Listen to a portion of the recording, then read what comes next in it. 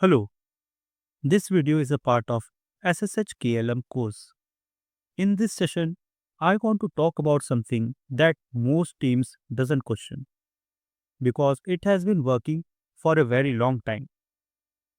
But when environments grow, the original design starts to show its limit. SSH was never designed for enterprise governance. SSH is everywhere in modern infrastructure. It is stable, reliable, and familiar to almost every engineer. Because it works so well, most organizations don't think about its design. It is often assumed to be the part of enterprise security and governance. But SSH was designed for individual trust, not organizational control. When SSH was created, environments were very small. There were only a fewer servers. Administrators knew each other personally. Infrastructure did not change often and access was easy to remember. In that world, manual and local trust worked well.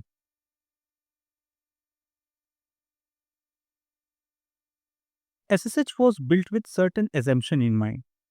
Systems were expected to stay in places for long periods of time. Admins were individuals with stable role and long tenure. Every access decision was handled manually and deliberately.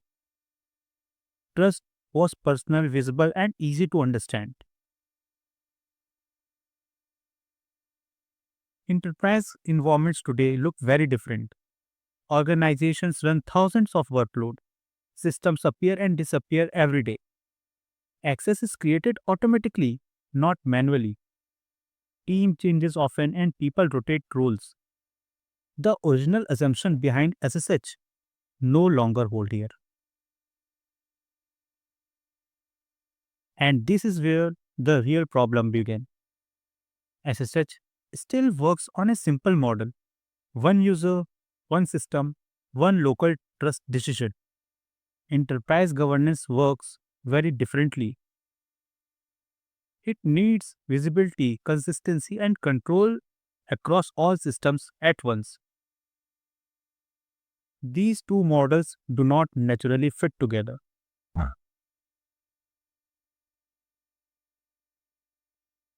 At enterprise scale, SSH trust becomes spread out.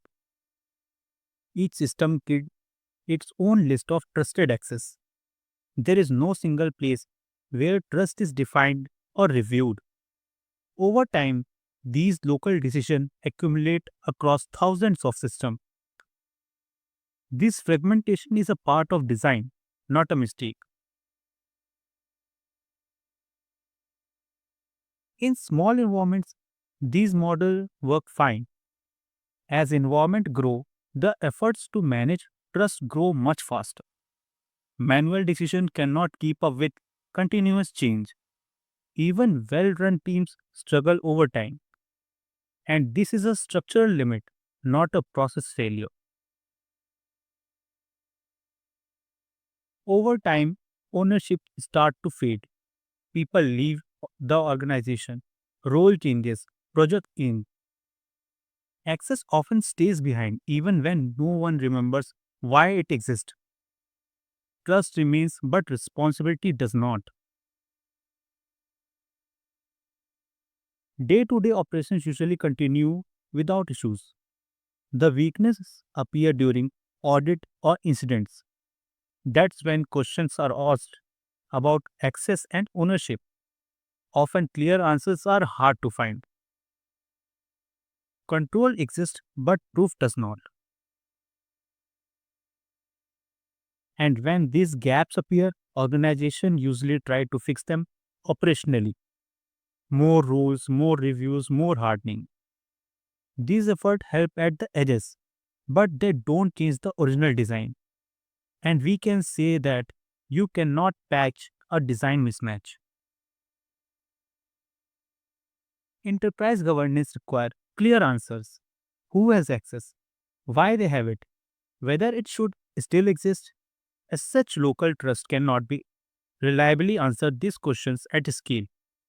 This creates a permanent governance gap.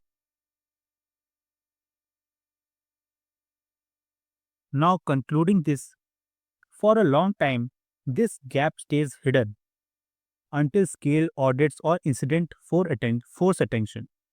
At that point, the issue becomes clear. SSH was never designed to be a governance system. The problem here is architectural, not operational.